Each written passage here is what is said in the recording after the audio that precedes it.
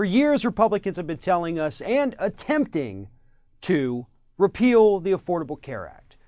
Repeal and replace is the phrase that they have always used since day one. We're going to repeal it and we're going to replace it.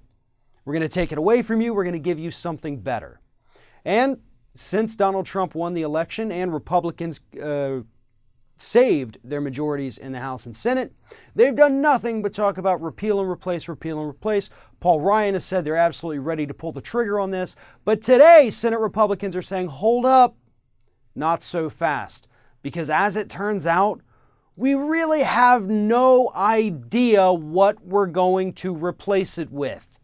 In essence, Republicans are telling us, you know, I never thought I'd get this far with this plan, so you got to actually give me some time to think about this, because it's a big friggin' deal, to paraphrase Joe Biden when the law was signed. Now, it's not a surprise that Republicans have no idea how to govern. They don't know what kind of law they want to write. They don't know how to protect American workers and consumers and citizens with a kind of a healthcare bill that we need. And that's why they're kind of freaking out right now, because they have been making these promises to their constituents for 6 years.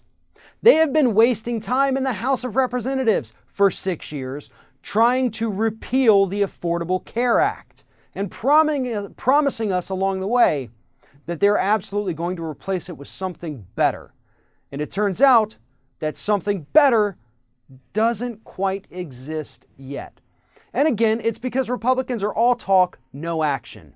They only came out against the Affordable Care Act because they thought that's what their constituents wanted to hear, because their constituents still were under the false belief that this thing was going to contain death panels, or that the government was going to tell you which health insurance company you had to purchase from regardless. They thought it was going to raise their taxes. They thought it was going to be the worst thing ever.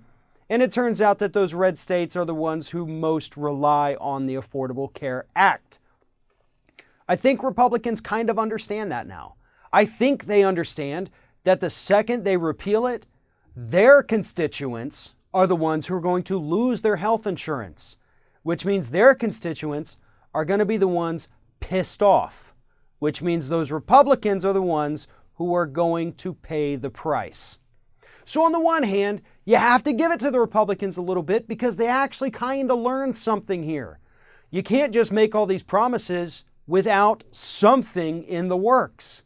I mean, again, guys, you have had 6 years that you've been talking about repealing it. Not once during those 6 years did anybody look around and say, hey, what are we replacing this with, by the way? Has anybody drafted that bill? Has anybody looked into it? Has anybody done research? Has anybody talked to people? You guys didn't have the foresight to do it then, so what makes us think you're going to do it now? The answer is that you're not.